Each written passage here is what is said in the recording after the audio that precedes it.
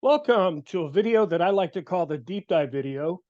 The original idea behind this video was that every day I do videos, but I don't show all of those charts in every video. So at the end of the weekend, I go back and I look through all of the different charts and I just pick out those that maybe I didn't talk about, or maybe I only showed once or twice throughout the week. I put them together and then create this video just to get us some insight as to what might be happening with the charts that aren't really saying anything all that loudly. Well, unfortunately, about a week and a half ago, I suffered an arm injury and I'm not able to do any editing of the videos. How I have to sit on the computer is very painful. So what I've been doing is I've been dropping a lot of the charts in the daily video and then just recording it from beginning to end, take one all the way through. And that's what I'll be doing for this video as well. Unfortunately, when I do that, the videos tend to be longer. And that's why I dropped a lot of the charts in the daily videos, because I didn't want the video to become longer than it already is. So what I'm thinking of doing is not only showing the charts that I didn't really talk about that much this past week, I'm also thinking of showing the charts that maybe are usually in the daily video, but I didn't show them over the last week or so. And this is just an update of those particular charts to see if they can give us any insight as to what's happening. This is being prepared for Monday, August 28th. The first chart that we look at is a chart of the VIX. Now, you don't see the VIX on here. This is a 50-period exponential moving average of the VIX. Typically, what we do is we use static numbers to get the low side of the VIX and then the high side of the VIX. But you can see on this chart that the VIX doesn't always stay within those boundaries. The VIX is dynamic. And so this 50-period moving average measures the overall range over a larger period of time. Right now, over on the right-hand side, we're dropping below 20 as we've been seeing the VIX coming down, and we're wondering, is a new lower range starting to develop? It'll take a long time for this to actually play out. We just kind of follow this as it unfolds. Another chart is the VIX to a 3-month average of the VIX. Mostly what I pay attention to is the red line, and it's been starting to come back up as the market's been having some difficulties throughout the month of August. Then we also look at the VIX and do a correlation to the S&P 500. Right now, this is really not telling us all that much. When we pay attention to this chart is when this ratio or this correlation really spikes up and then starts to come down.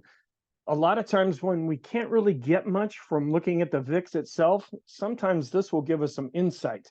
And I've marked other times when we spiked and then started to come down. And on the bottom, you can see what happened after that. Typically, it was negative for the S&P, but there's a time or two in here when it was also positive for the S&P. We also look at a thing called the skew index. Now, the VIX looks at the money options, where the skew index looks at out of the money options. And when we get up to this red area, that means that the market is expecting some kind of a big move. We don't know if it's going to be up or down. And then when we get down to this blue area, that means that there's a lot of complacency in the market. We're just about in the middle right now. If you look at other times when we spiked up into this red area and then started to come down, sometimes that marked the top, sometimes it marked the bottom, sometimes it marked a continuation. We also look at the RSI plotted on the VIX to try to give us an indication of when it's going up or down too far, too fast. Right now, we're just about at the midpoint, so that's why we haven't been looking at this chart. Then we look at the MOVE index, which measures the volatility of bonds. We compare it with the VIX, which measures the volatility of stocks. Down here, the red area is the S&P 500, and then we have the VIX minus the MOVE index to get the spread between the two. What I pay attention to most is on the bottom to see what's the correlation between the MOVE index and the VIX. And it's having a tendency to go in the same direction, but this relationship is trailing off slightly. We also look at a ratio between the VIX and the MOVE index, and the VIX has been going up as bonds have been going down, and so we're seeing this ratio starting to tick up. Then we look at the equity put call ratio. This is a daily chart, and I can't show this most of the time because by the time I get ready to record each day, this chart hasn't updated yet. What's interesting about this is we had an up day on Friday, but the equity put call ratio also went up on that day. We look at other studies of the equity put call ratio based on 5-period moving averages. We also look at a 253-period moving average just to try to get some insight as to whether fear is increasing or decreasing. The ulcer index is another measure of fear, just like an ulcer. You can imagine what it tries to measure. We're above the moving average. We ticked down a little bit on Friday, but we are seeing fear begin to pick up. We look at another fear gauge, where this fear gauge is starting to go down overall after it had been going up for most of the month of August. Another fear gauge that we look at also has been starting to go back up. So we take all of this together to try to get an idea, is fear increasing or decreasing in the market? When these are all going up, that means there's more fear in the market and we're probably going down. We look at the advanced decline line, and I usually show this every day. And even though we've been declining throughout the month of August, we've been having some problems here. We're still above the moving average, both based on price and volume. So that's why I really haven't been pointing this out. We look for divergences and convergences within this chart compared to what's actually happening with price. We look at the new highs, new lows. I usually show this every day, but we haven't been seeing a real expansion of new highs or new lows recently. Our 5-period simple moving average is continuing to decline, and our 10-period moving average is also declining, but it's not really giving us any insight, so I haven't been showing that one. The advanced decline ratio, we have a shorter term measure of this and then a longer term measure where we're below 0, but we are advancing. So we're negative, but improving. Then we look at the NYSE cumulative advanced decline line, where it's been chopping sideways for the last week or so.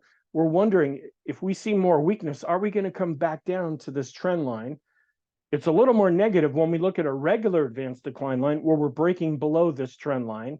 We also see that on a different measure of the same thing, the advanced decline line, where we're breaking below this trend line. So that means things are a little bit more negative. We look at common stock based on price, that's up above, where we've been chopping sideways. And then we look at common stock based on volume, where we are seeing some weakness.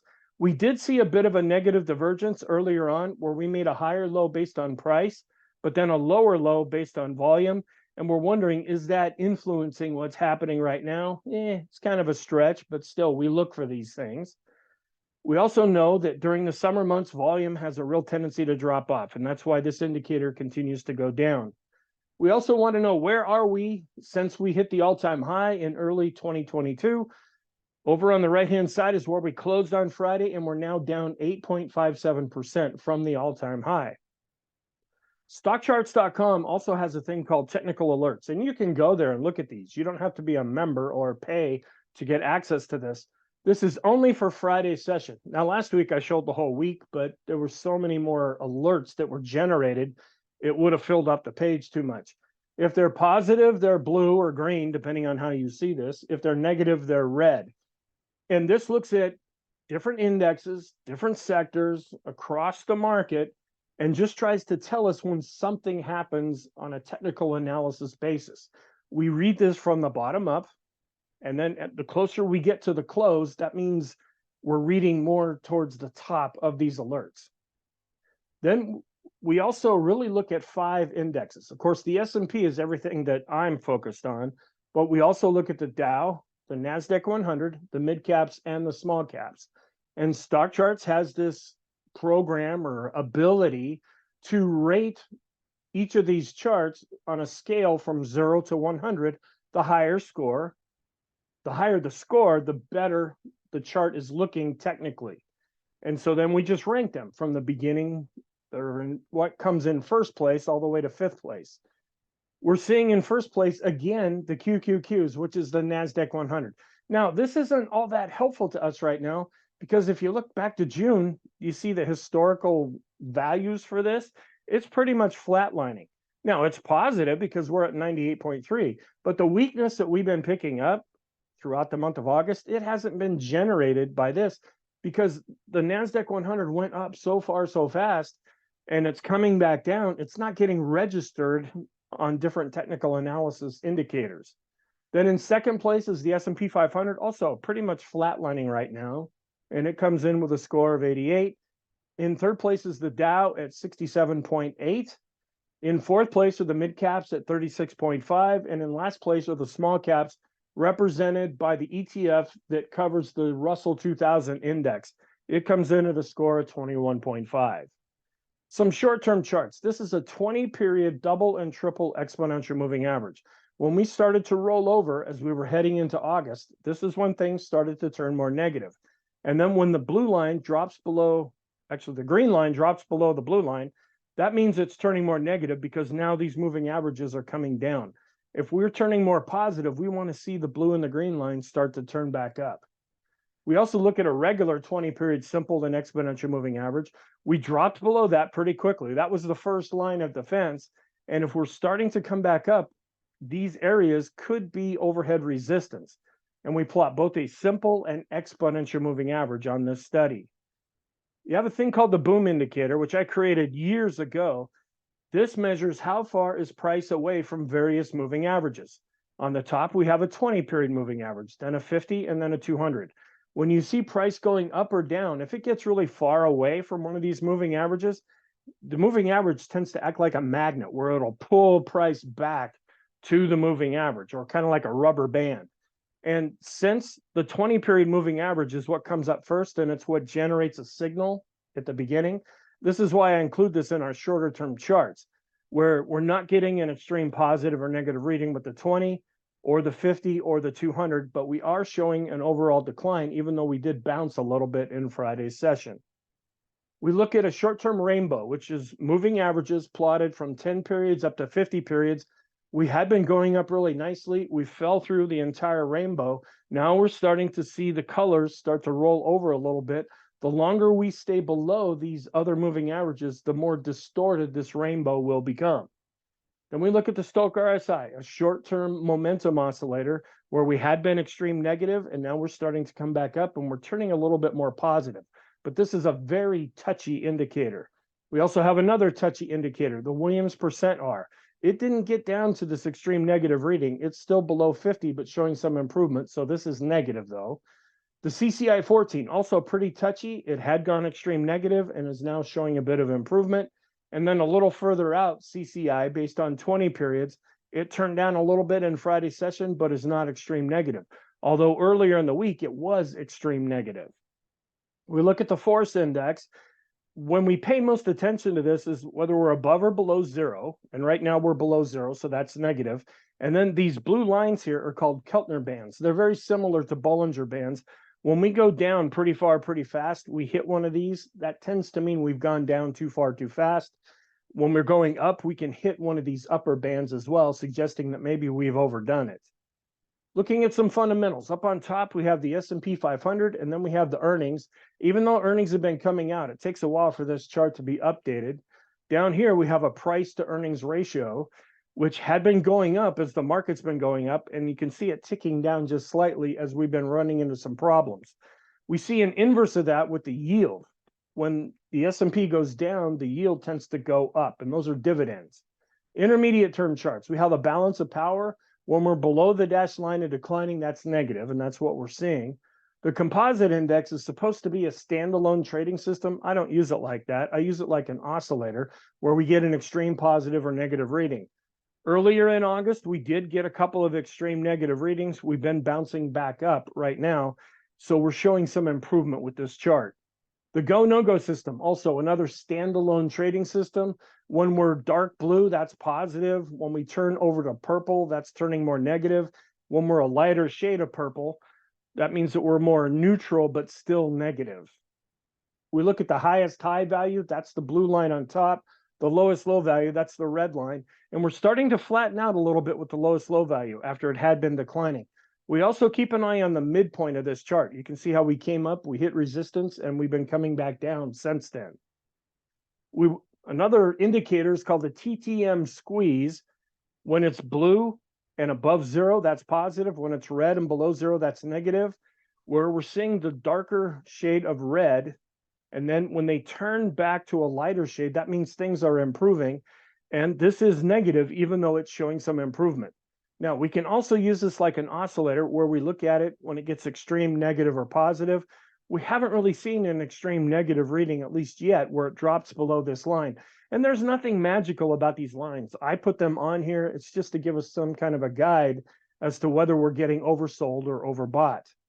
The Connors RSI, very similar to a regular RSI, where we look for extreme values above the upper line or below the lower line. We tend to get more of a bias whether we're above or below the dash line, and we're a little bit above it right now since we had a bounce up on Friday, so it's turning a little more positive. But this thing is pretty spastic, so it's kind of hard to make a lot of decisions with it. There are two different kinds of indicators on this chart. Above, we have equivolume, where when we're down, those are red bars. When we're up, they're green bars. The thicker the bar, the more volume went into a move. And you can see lately, the bars aren't very thick because volume has been below average. But this gives us kind of a graphical representation of what's happening. Down below, we have the ease of movement indicator. I pay most attention to the 14 period. This tries to measure what's the path of least resistance. Is this index likely to go up or down? When we're above zero and advancing, that's positive. When we're below zero and declining, that's negative, and that's what we're seeing currently. We also look at the Arun indicator, which is kind of funky to look at. This tries to pair buyers against sellers. When the red line is on top, that means sellers are in control, and it's pegged all the way to the top. That means they're fully in control. Now it's been starting to come down, meaning they're lessening. Well, the green line, that's buyers, and it shows that they're also continuing to decline. And then you can't quite see it, but there's an oscillator down below here that measures the distance between the two. And right now we're below zero, and that's negative. Then we look at the PMO, the price momentum oscillator. This is the indicator by itself, and it's declining and starting to drop below zero. That's negative. We're also declining based on price and volume. The interesting thing about this indicator is we often get a lead with price or volume before we see the indicator actually turn one way or the other. So sometimes that can be very useful. We also have the Elder Impulse System for the S&P, where it's continuing to be neutral. That's what a blue bar means. We look at the MACD. You're probably familiar with that. It's a momentum oscillator. We're dropping below zero and continuing to decline. The hope would be that about now would be where we would bottom out and start to show some recovery. That's what happened back in March. And then right at the end of 2022 into 2023, it bottomed right at about where we're at. If we continue to fall, of course, this will continue to go down even more. These are all of the different oscillators that we follow. On the top of the short-term oscillators, that's the slope and the TSI. They move the quickest. Then we have the MACD that we just looked at, the PMO, which we also looked at, and the PPO. Those are intermediate term oscillators. And then long term, we have the TRIX and the KST. All of our oscillators are currently negative, but we're starting to see some improvement in the short term. We want to see some follow through in the intermediate term and then eventually in the long term. When these all shift back over to positive, we can have more confidence that the market's going up. We also have the bullish percent index. This measures the point and figure charts in the S&P 500. We had come up to an extreme positive reading, and now we're starting to come down. That's negative. The positive side of this is that we're still above 50. If we drop below 50, that will turn this even more negative. We look at a bullish percent index for the NASDAQ 100.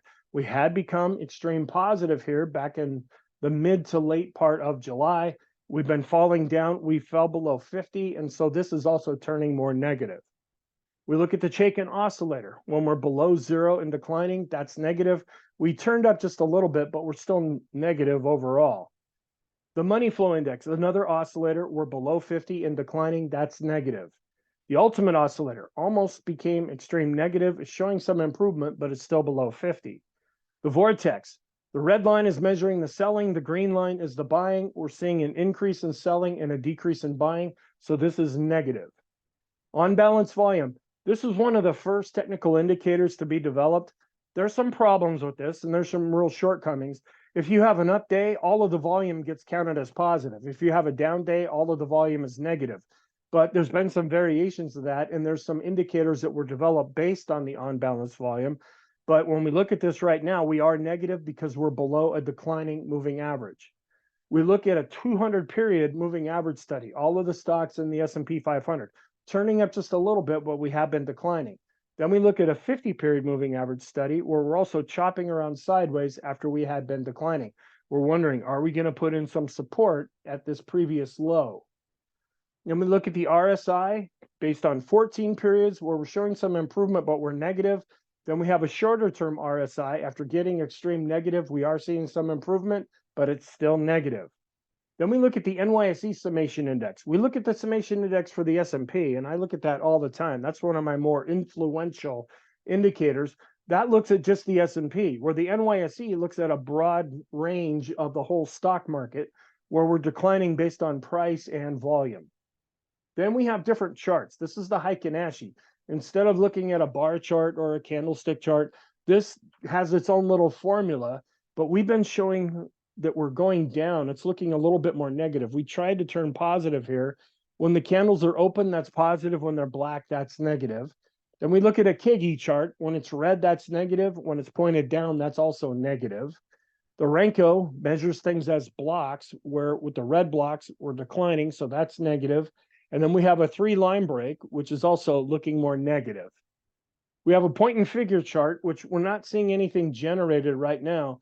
When it's going up, those are X's. When it's going down, those are O's. And then this system here actually generates signals. Well, we had one that was generated back in May 18th, I believe, that looked like we were breaking out. Well, since we've been seeing some weakness, that signal went away, and we're seeing O's being drawn in here, which just shows that we've been going down. The Bollinger Bands.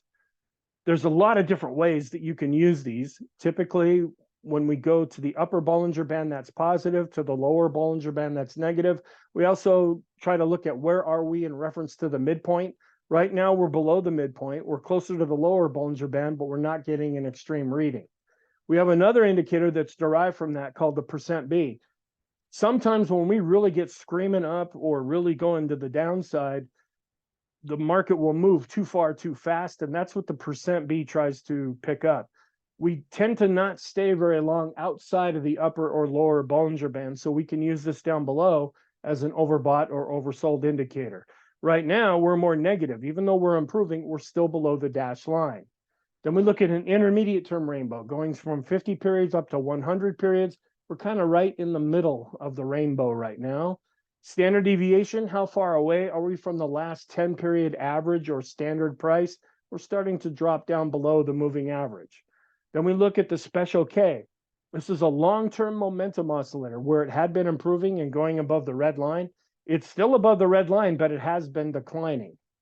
The Copic curve, another momentum oscillator. It generated a signal back in July, but then it went away. We might be getting close to seeing another signal being generated. The Pring bottom fisher is really good at finding market bottoms. It tried to generate a signal in July, but that really didn't lead to much. We lost that signal, and now we're wondering, are we going to see a new signal? Now, it would add more validity to this if we were deeper with this indicator right now. This is really good at picking up when we've washed out of the market, when we're seeing like a critical mass or a climax to the downside. We're not really seeing that right now. Of course, that can happen at any time, but based on what we've been doing lately, we're just not seeing that. So even if this was to generate a signal, I'm not sure it would be all that worth watching, but we'll still watch it anyway. Then we look at a 50 period double and triple exponential moving average. We have been declining. We're below the moving averages. When the red line drops below the blue line, that's turning more negative. Then we have the Sean trend meter, where we're pretty much neutral right now when we're in this yellow area. Sometimes we use this like an oscillator when we get extreme positive or extreme negative, but right now we're not really getting that much from it. Then we look at an anchored moving average going back to the all-time high. We're still well above this red moving average line. And then how far away are we above or below the 200-day simple moving average? We're still above it, even though we've been seeing weakness throughout August. Then this is another study that I talk about in every daily video. I talk about the downtrend channel upper line. How this chart was constructed is that we look at the June 2022 low and then the October 2022 low, and I drew a trend line from point A to point B. And then going up above here, we go to the all-time high, and I drew a parallel line coming down from here. Now, earlier this year, when we were starting to go up, it looked like this might be providing overhead resistance. And we bounced up here a couple of times, and it took us a number of tries to actually break through this. Well, we were eventually able to break through it. And now that we're seeing a decline right now, we're still far away from this line, so that's why I haven't been showing it. We want to keep an eye on the S&P 100 and how it's performing against the S&P 500. Earlier this spring, we saw the S&P 100, the mega caps, outperforming the rest of the S&P, but right now they're having a tendency to go more in the same direction, but we're still seeing the S&P 100 outperforming.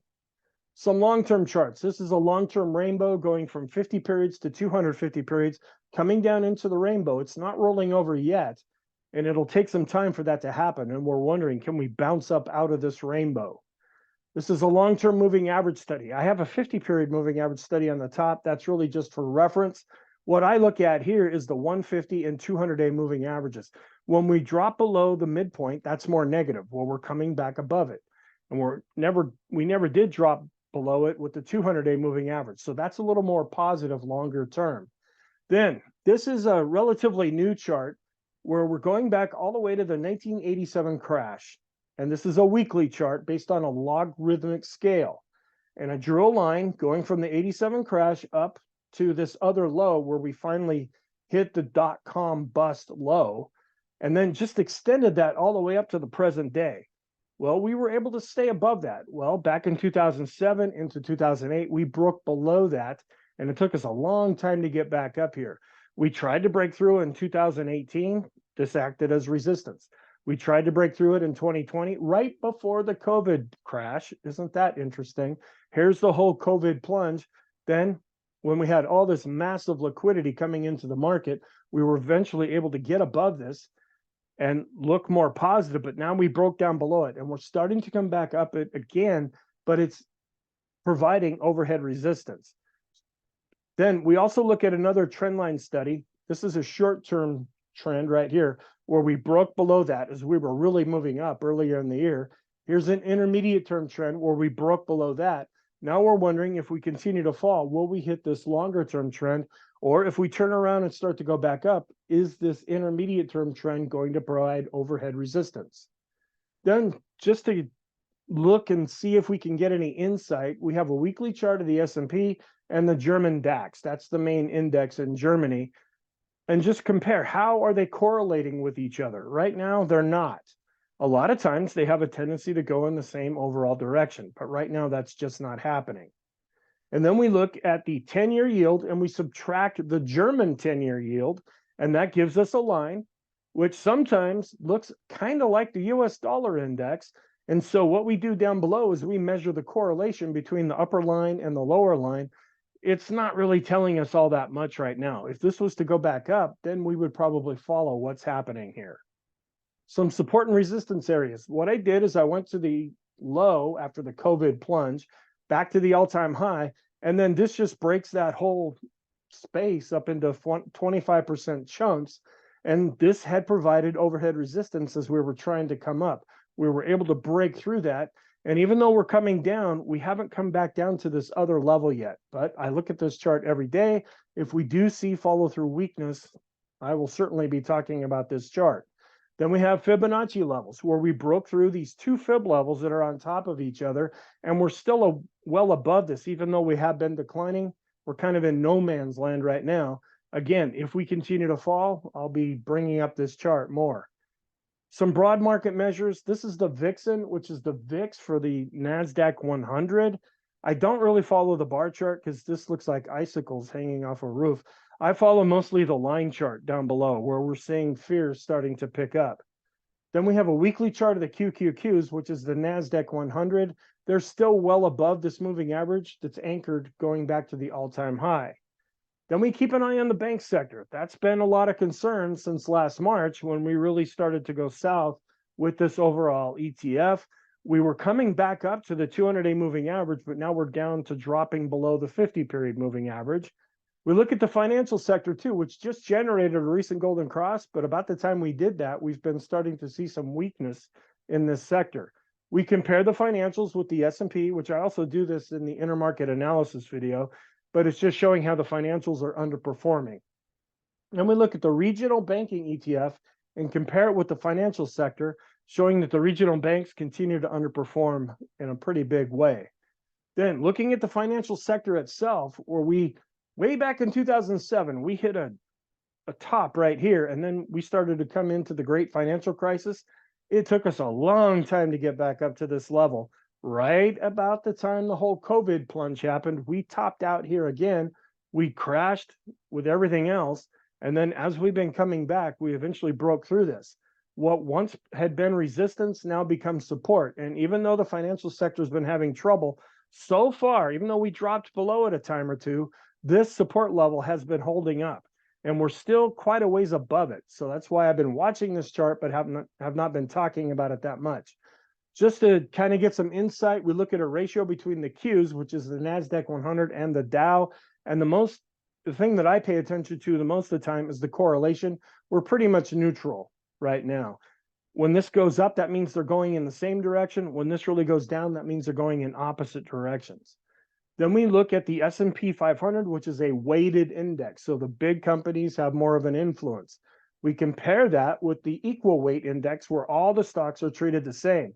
When this ratio is going up, that means the mega caps are outperforming, and that's what we've been seeing lately. Then we look at discretionary, an equal weight version of that, and then staples, an equal weight version of that, and then look at some ratios between the two. What I pay most attention to is this ratio on the bottom. When this is going up, that means discretionary, which is kind of like saying growth, is outperforming staples, which is like saying value. Even though this has been coming down lately, the overall ratio is coming down to the 50-period moving average, but it's still in a longer-term uptrend.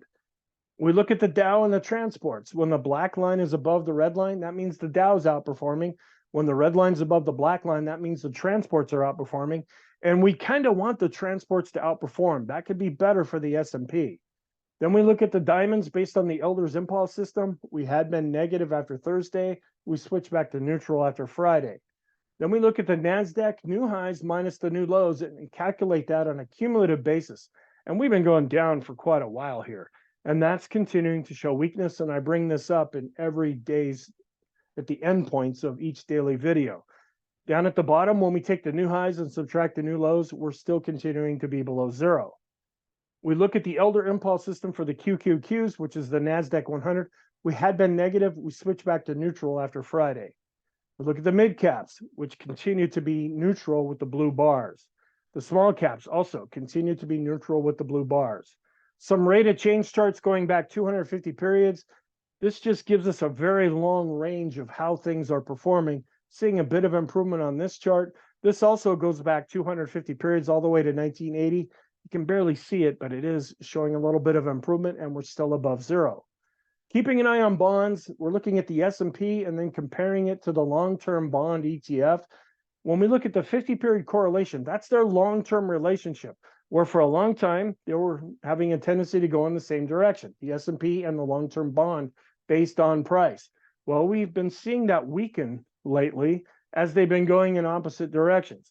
Then we look at a shorter-term version of that relationship. When this is really going up, that means they're going in the same direction. And they have been doing that, but it's starting to trail off just a bit. And then we have different versions of the spread down here below, showing that the spread is quite wide. Here's all the yield curves. And this is why I say all the yield curves that we follow remain inverted. We have the 10 to the 2, the 10 to the 3 month, the 30 to the 5 year, and the 10 to the 5. I don't really pay attention to this bottom one. They stopped updating this part of the chart. There's other yield curves that you could follow. The ones that I think are most important are the 10 to the 2 year and the 10 to the 3 month. That's what most economists tend to follow. Then looking at the S&P and comparing it with 3 to 7 year bond ETF, when this ratio is going up, that means that the market is counting on a soft landing, meaning that, yeah, we might see some economic weakness, but we're not necessarily going to go into a recession. Well, lately, this has been coming down a little bit. It's going down as the market's been going down, and we're wondering if this can turn and go back up. This is an inverse of that same chart, showing how bonds have been underperforming for most of 2023, but lately they've been actually outperforming, even though both have been really under pressure. We look at the value to growth ratio, not the growth to value ratio, but the value to growth ratio, and then compare it with the 10-year yield. And we can see that they're having a pretty strong tendency to go in the same direction.